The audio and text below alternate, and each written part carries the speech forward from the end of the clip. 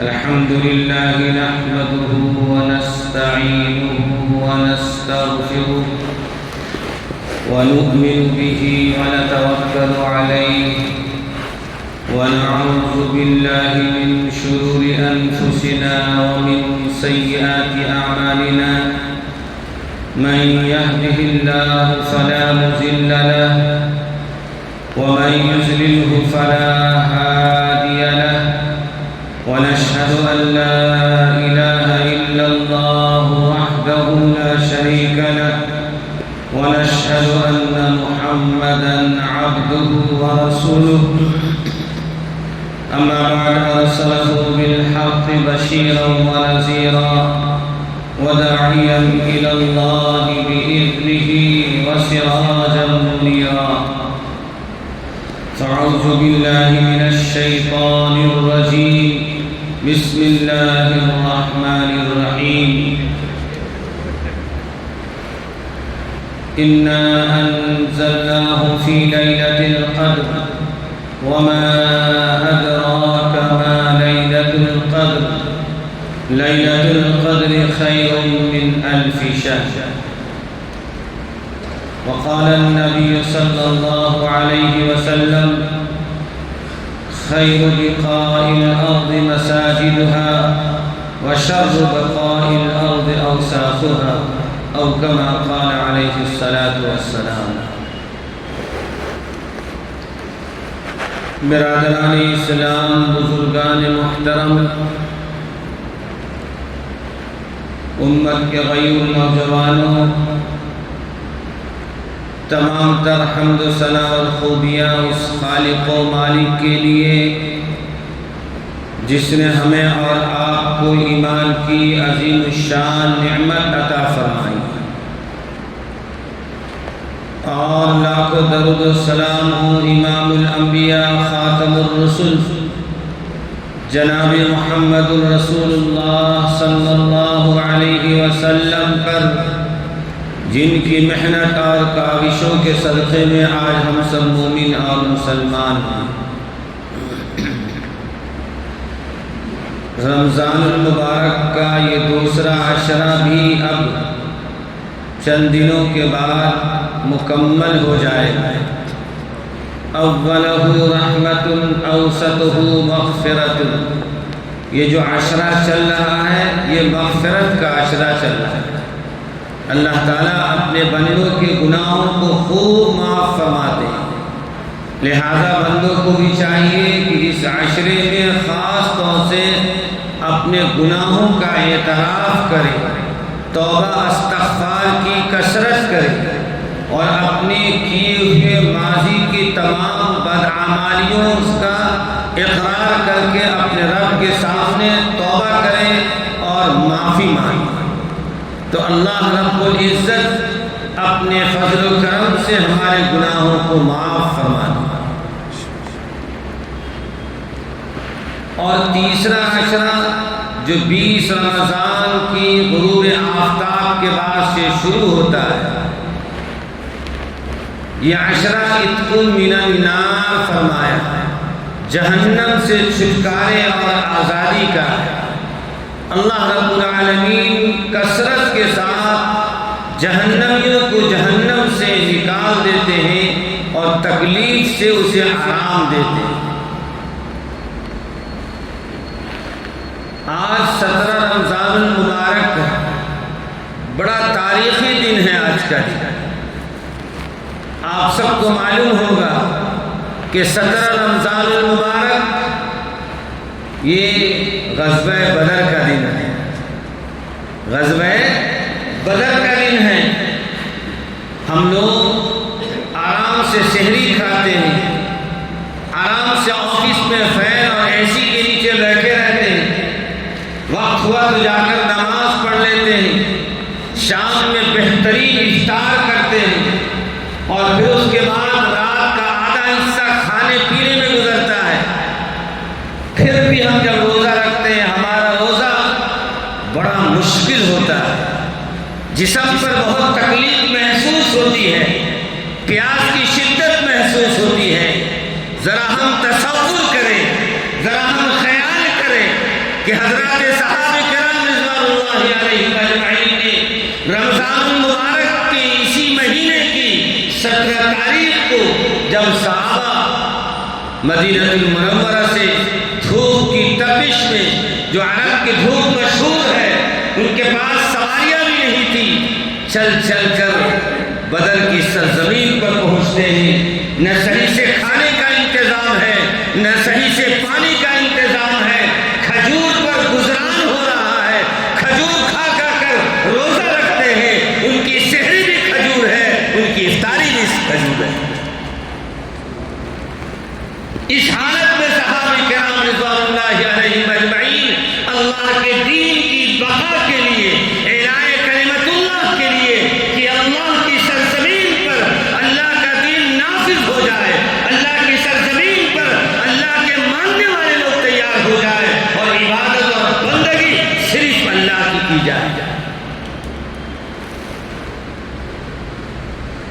صحابہ کرام رضوان اللہ علیہم اجمعین نے اپنی ساری قربانیاں پیش کر کے میدان کارزار میں کھڑے ہو جاتے ہیں۔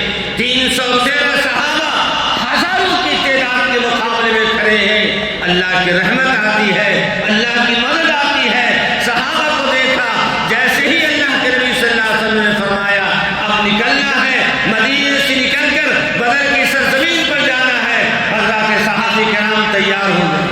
کچھ صحابہ ایسے تھے جو قد کے چھوٹے تھے، عمر کے چھوٹے تھے، اپنی ایڑیوں پر اپنے ایڑیوں کو اٹھا اٹھا کر اپنا سائز دکھا رہے اللہ کے نبی کو میں بھی جانے کے لائق۔ کیا جذبہ تھا اس زمانے کے نوجوانوں کے اندر۔ وہ نوجوان صحابی، کم عمر صحابی اپنے سائز کو بڑا دکھانے کے لیے ایڑیوں کو اٹھا کر دکھا رہے ہیں کہ تاکہ مجھے بھی بدر میں جانے کی اجازت مل جائے۔ آپ اندازہ کیجئے، یہی تو وجہ ہے، اسی شوق اور جذبے کو دیکھ کر اللہ رب ذوالجلال نے آسمان سے فرشتوں کو نازل کیا، آسمان سے بارش کو اتارا اور اللہ نے آپ کی صحابہ کرام کی مدد فرمائی۔ وہی تاریخ دن آج غزوہ بدر کا دن، یعنی 17 رمضان المبارک۔ میرے دوستو اور بزرگوں، اللہ کے نبی صلی اللہ علیہ وسلم فرمایا کرتے تھے کہ پورے کے پورے صحابہ اور جو صحابہ بدری صحابی ہیں، ان کا درجہ سارے صحابوں میں اونچا درجہ ہے، فائق درجہ ہے۔ سیدنا حضرت عثمان غنی رضی اللہ تعالیٰ عنہ کے جب آخری وقت آیا، وصال کا وقت آیا، عبدالرحمن بن عوف رضی اللہ تعالیٰ، عبدالرحمن بن عوف رضی اللہ تعالیٰ عنہ کا جب آخری وقت آیا، چونکہ آپ مدینے کے بڑے تاجروں میں تھے، کروڑوں نہیں ارب پتی تھے، آپ کے گھر میں سونے کی اینٹیں رکھی ہوئی تھی، سونے کی اینٹیں رکھی ہوئی تھی۔ آج تو ہم لوگ تجارت سے بھاگتے ہیں، محنت ہے، دوڑ دھوپ ہے، جی تجارت میں اللہ نے اتنی برکت رکھی ہے، اتنی برکت رکھی ہے، جو تاجر ہیں ان سے پوچھئے تجارت کی کیا فضیلت ہے، تجارت کی کیا برکت ہے۔ التاجر الصدوق مع النبیین والصدیقین والشہداء والصالحین، آقا صلی اللہ علیہ وسلم فرما رہے ہیں سچا تاجر، امانت دار تاجر نبیوں کے ساتھ ہوگا، شہداء کے ساتھ ہوگا، صالحین کے ساتھ۔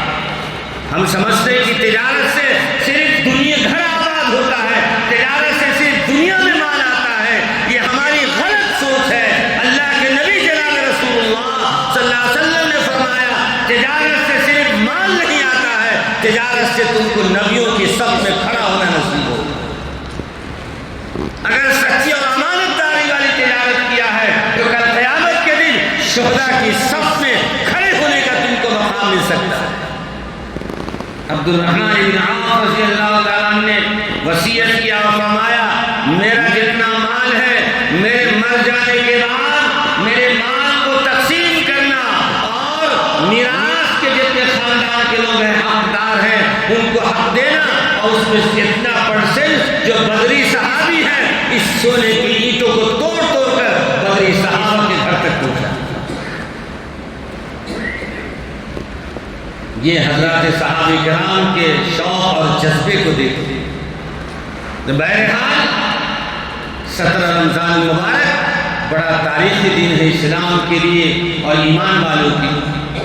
اللہ رب العالمین نے رمضان المبارک کے آخر عشرے میں 2 عبادتیں خاص طور سے اس امت کو نصیب فرمائی ہے، ایک اعتکاف اور دوسرا شب قدر۔ ویسے آخر عشرے کی فضیلت تو اس لیے بھی زیادہ ہے کہ اعتکاف آخر عشرے میں ہوتا ہے، شب قدر آخر عشرے میں ہے، اور قرآن کا نزول بھی آخر عشرے میں ہوا ہے۔ سب سے پہلے ہم اعتکاف کو دیکھتے ہیں۔ شب قدر کے بارے میں اللہ رب العالمین نے قرآن میں وضاحت سے فرما دیا۔ اعتکاف اللہ کے نبی صلی اللہ علیہ وسلم ہجرت کے بعد سے ہر سال آپ نے اعتکاف کیا ہے۔ صرف ایک سال آپ غزوے میں تھے، آپ سفر میں تھے، اس سال آپ نے اعتکاف نہیں کیا، ورنہ ہر سال اللہ کے نبی صلی اللہ علیہ وسلم نے مدینے میں آپ نے اعتکاف فرمایا۔ اللہ کے نبی جناب رسول اللہ صلی اللہ علیہ وسلم شب قدر کے متعلق فرماتے ہیں کہ شب قدر بڑی فضیلت کی رات ہے، بڑی عظمت کی رات ہے۔ قرآن سے پوچھئے قرآن کیا کہتا ہے؟ اِنَّا أَنزَلْنَاهُ فِي لَيْلَةِ الْقَدْرِ، ہم نے قرآن کو لیلۃ القدر میں نازل کیا۔ قرآن کا شب قدر کی رات میں نازل ہو جانا یہ عظمت و فضیلت کی پکی دلیل ہے کہ اللہ تعالیٰ نے اپنے عظیم الشان کلام کو نازل کرنے کے لیے جس وقت کا انتخاب کیا وہ شب قدر کی رات تھی۔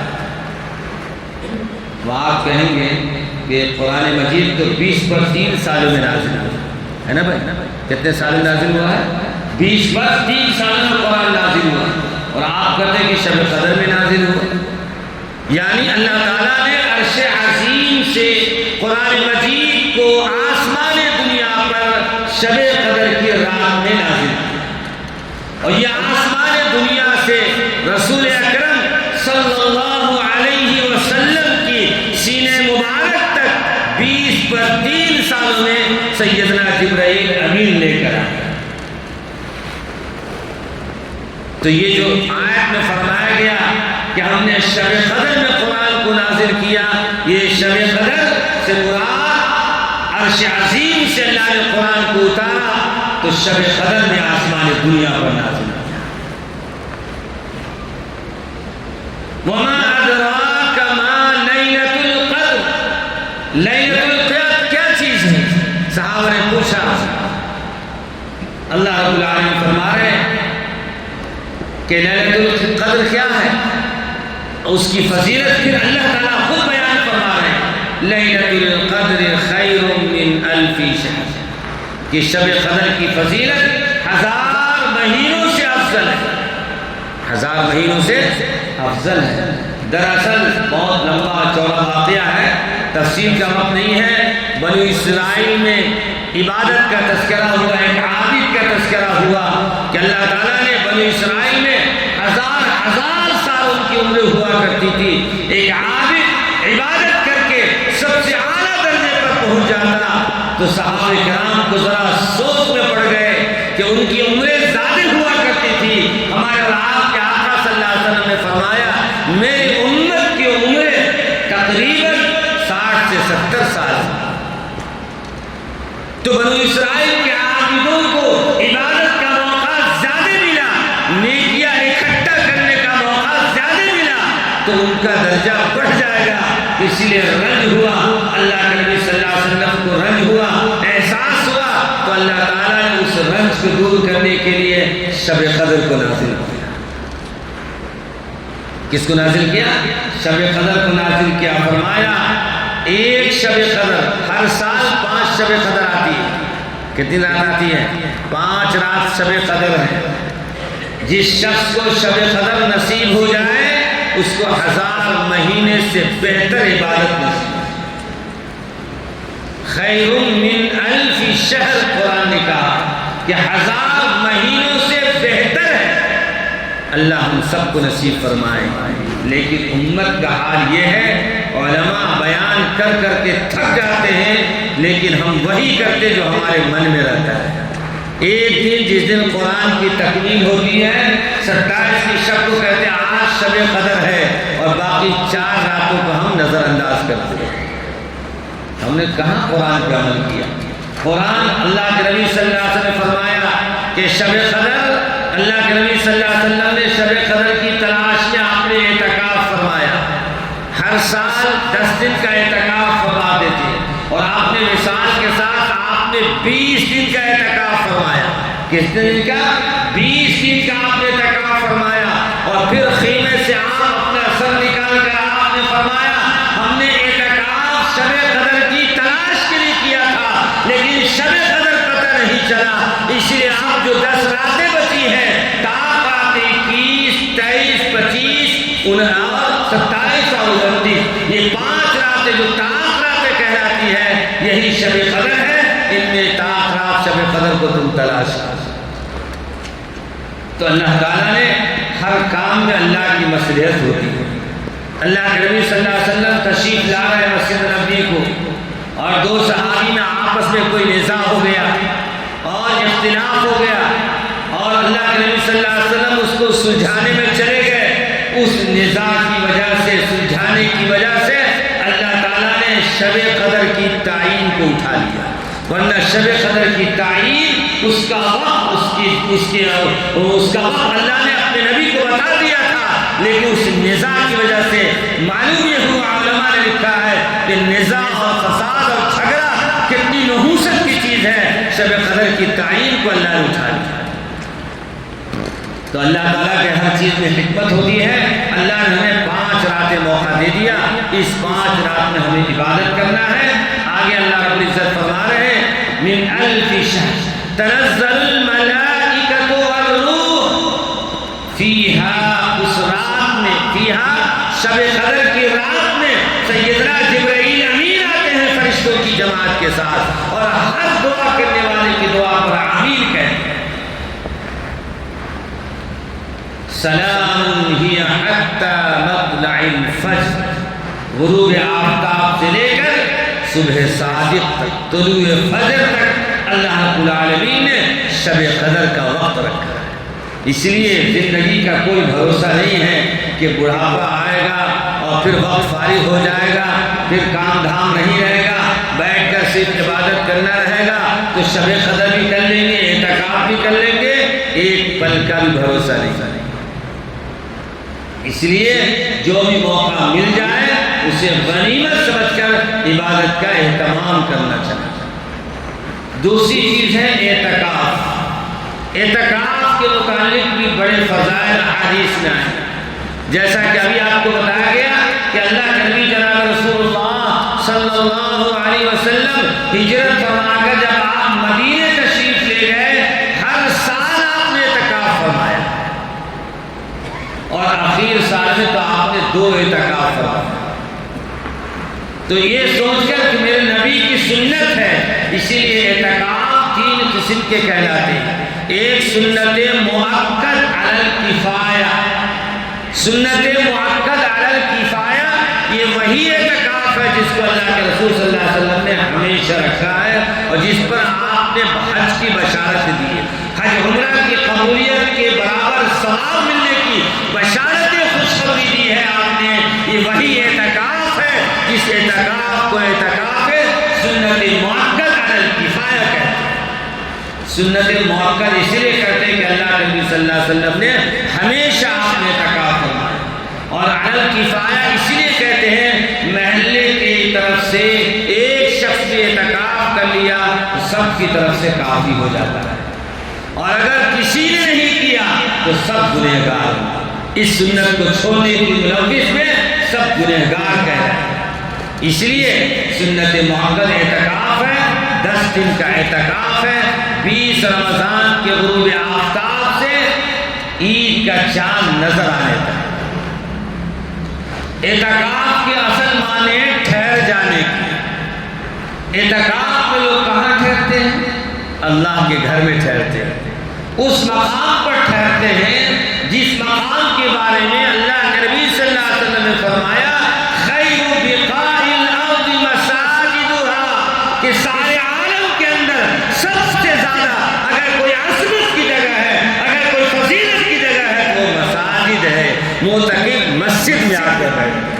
اس جگہ پر بیٹھتے ہیں جو جگہ سب سے باعزت جگہ ہے۔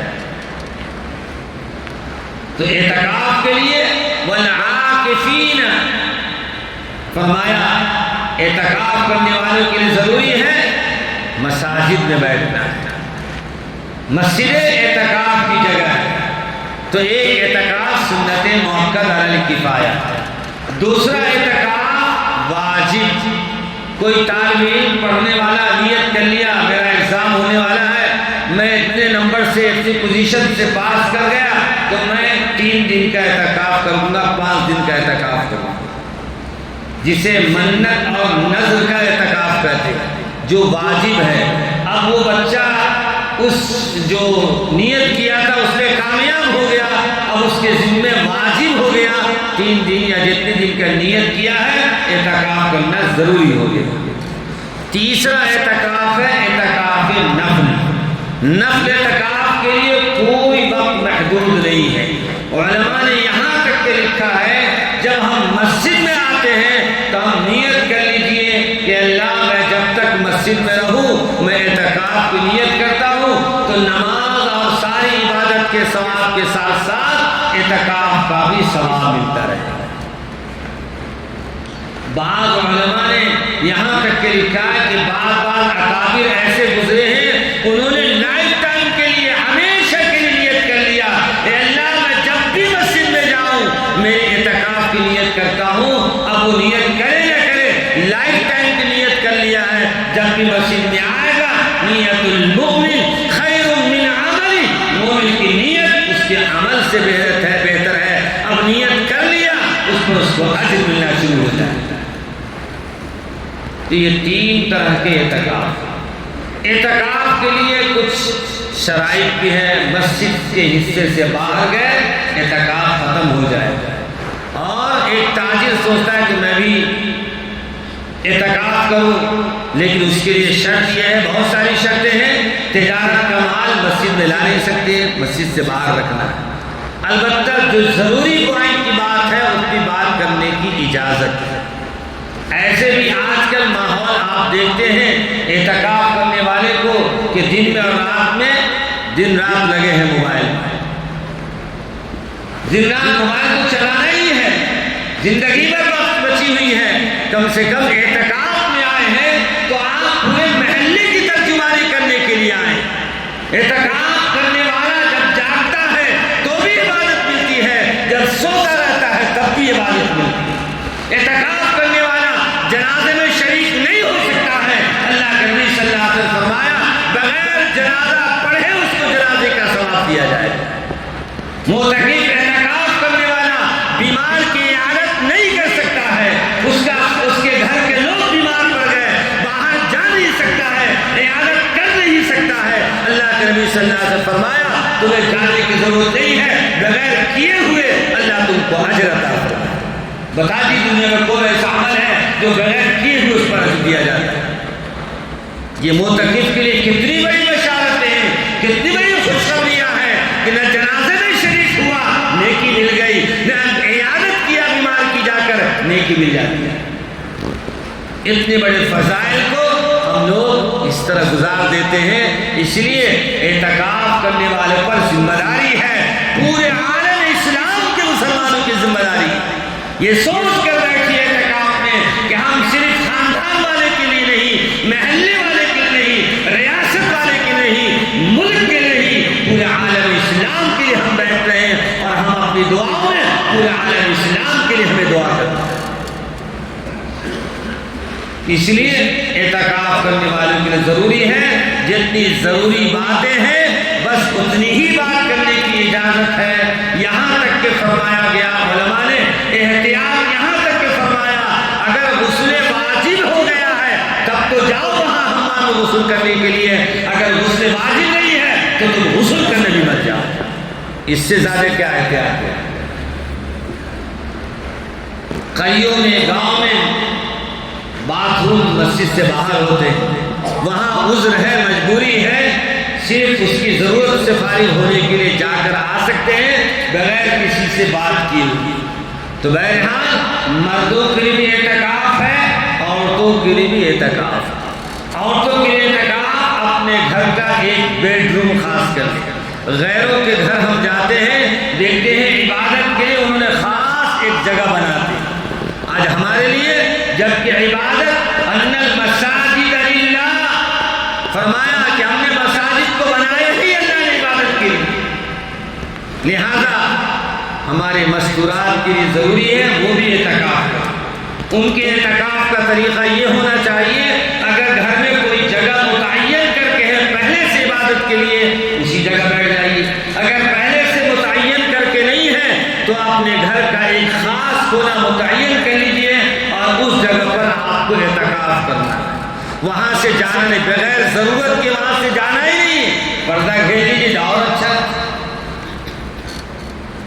مسجدوں میں پردہ گھیرا جاتا ہے، یہ ضروری نہیں ہے پردہ گھیرنا، لیکن صرف اس لیے گھیرا جاتا ہے تاکہ عام مجمع میں عبادت میں خلل پیدا نہ ہو، سکون کے لیے، دل جمعی کے لیے یہ پردہ حائل کر دیا جاتا ہے تاکہ سکون سے عبادت کر سکے۔ محلے کے ساتھ لوگ سمجھتے ہیں فلاں صاحب اعتکاف میں گئے ہیں اور یہاں صاحب تو موبائل چیٹنگ کر رہا ہے۔ آج کل نوجوانوں کی اکثر یہ حالت ہے، حالانکہ نوجوان اپنی حقیقت کو پہچانے نہیں۔ اللہ کے نبی صلی اللہ علیہ وسلم فرمایا کہ جوانی کا ایک سجدہ بڑھاپے کے 70 سجدوں پر بھی بھاری۔ اگر نبی کی صرف ایک بات یاد آ جائے گی تو خدا کی قسم نوجوان کبھی اعتکاف موبائل اٹھا کر نہیں دیکھیں گے، اس لیے کہ آپ جوان ہیں، آپ کی عبادت کا درجہ بڑھا ہوا ہے، آپ جو دعا کریں گے آپ کی دعا کے اندر شدت پیدا ہوگی اور پوری امت کا درد پیدا ہوگا۔ اس لیے نوجوانوں سے گزارش کرتا ہوں، چاہے سنت اعتکاف کرے یا 3 دن کا اعتکاف کرے یا 1 دن اعتکاف کرے، موبائل کو گھر میں رکھ کر آ جائیے۔ کیا موبائل کے بغیر زندگی نہیں ہو سکتی؟ 1 دن کے لیے 3 دن کے لیے ضروری ہے موبائل، محلے میں تو ہے، کوئی آئے گا چٹھی لکھ کر دیں گے میرے گھر کو پہنچا دو فلاں ضرورت ہے، موبائل ہی کا ضروری ہو جاتا ہے، بغیر موبائل کے بھی تو زمانہ گزرا ہے۔ اس لیے برائے مہربانی میں نوجوانوں سے کہتا ہوں اعتکاف کے ایام میں یہ 3 دن کے لیے یا 10 دن کے لیے موبائل کو سائڈ کر دیجئے، جو بھی وقت آپ کا بچتا ہے نماز میں، عبادت میں تکبیر اولیٰ کے ساتھ نماز ادا کریں۔ تو ہمارے مستورات حضرات، خواتین حضرات اپنے گھر میں اعتکاف کریں اور بغیر ضرورت کے اس جگہ سے آپ نہ ہٹیں۔ بغیر ضرورت کے اگر آپ گئی کام بٹانے کے لیے تو اعتکاف چلا جائے۔ بہرحال تو اعتکاف مردوں کا بھی ہے، اعتکاف عورتوں کا بھی ہے، اور یہ دونوں کام اخیر عشر میں ہوتا ہے۔ جیسا کہ بتایا گیا شب قدر کی جو فضیلت ہے اس فضیلت کو پانے کے لیے ہمیں اہتمام کے ساتھ جو ہے ابھی سے نیت کرنا ہے۔ بس 17 رمضان ہو گیا، 18، 19، 20، 3 دن کے بعد چوتھی جو رات آئے گی وہ رات شب قدر کی رات ہے۔